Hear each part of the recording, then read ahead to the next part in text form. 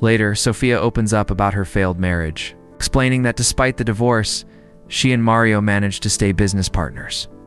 When Max asks if she's dated anyone since, she honestly admits she hasn't. The following day, they hike up a tall hill to scout the island. To their shock, they spot a plume of smoke rising in the distance. Thinking it's a rescue party, they rush toward the smoke. But as they get closer, Max notices some strange items scattered around a campsite, including a bag stuffed with cash.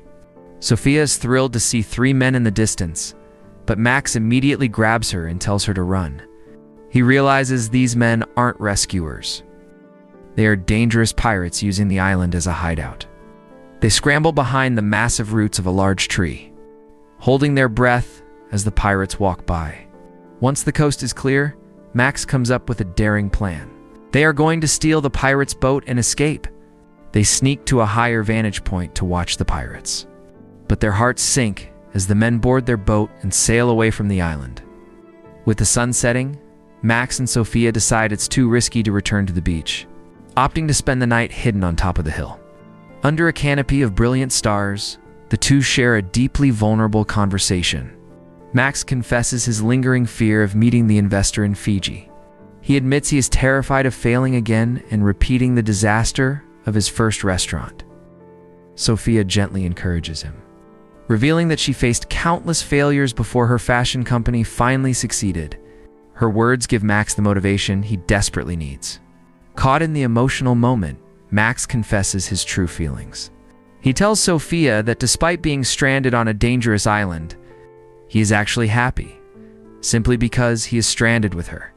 Sophia smiles, admitting she feels the exact same way.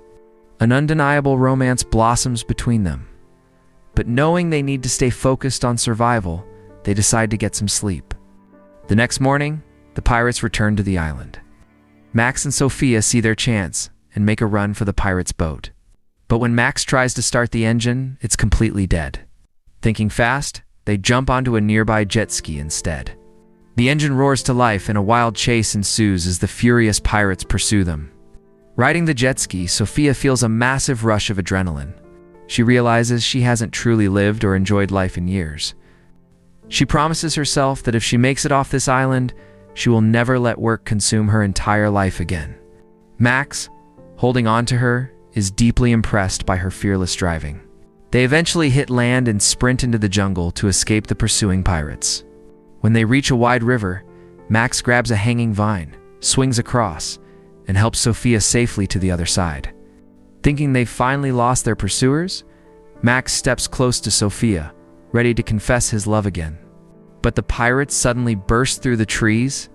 Max and Sophia run for their lives, only to literally bump right into Julian, Miranda, and the rescue team. They are saved.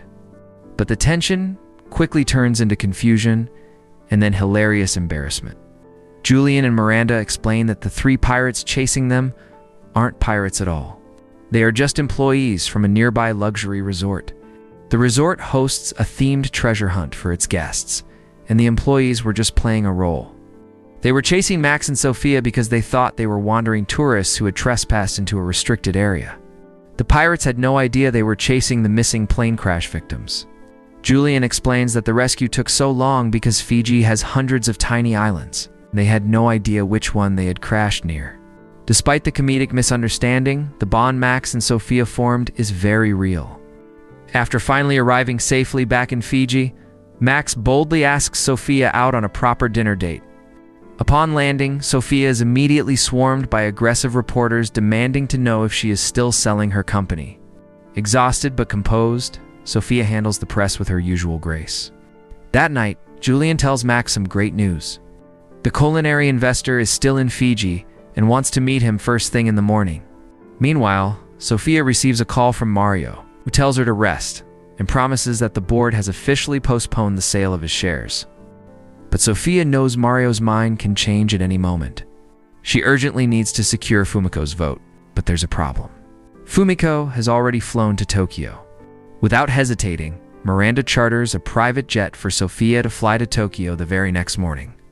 Sophia rushes to meet Max for their planned dinner date to tell him the news. But Max, having waited for hours, assumed she wasn't coming, and went back to his room to prepare for his massive investor meeting.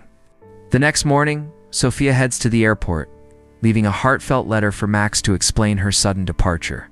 But when Max reads the letter, his insecurities flare up. He begins to doubt everything. He fears that their romance was just a trauma bond, a fleeting connection born from the stress of being stranded. He worries that, now that they are back in the real world, Sophia will just move on.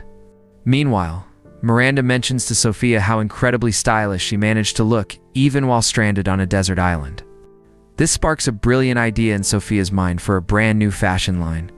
Instead of flying to Tokyo to fight for control, Sophia completely changes her strategy.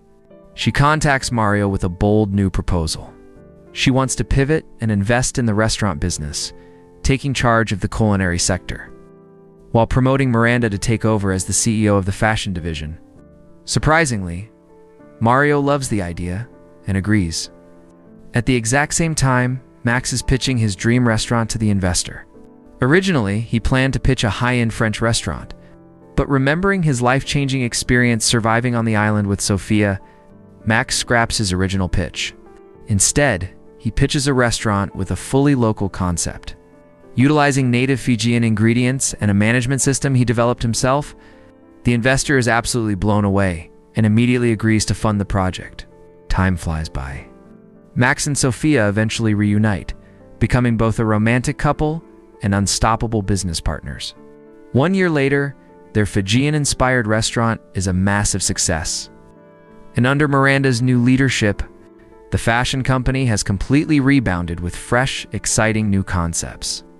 Both Max and Sophia finally found exactly what they were looking for, proving that sometimes getting lost is the only way to find your true path. And that's the end of the film. Hit that like button. Let me know what you think in the comments, and I'll see you in the next one.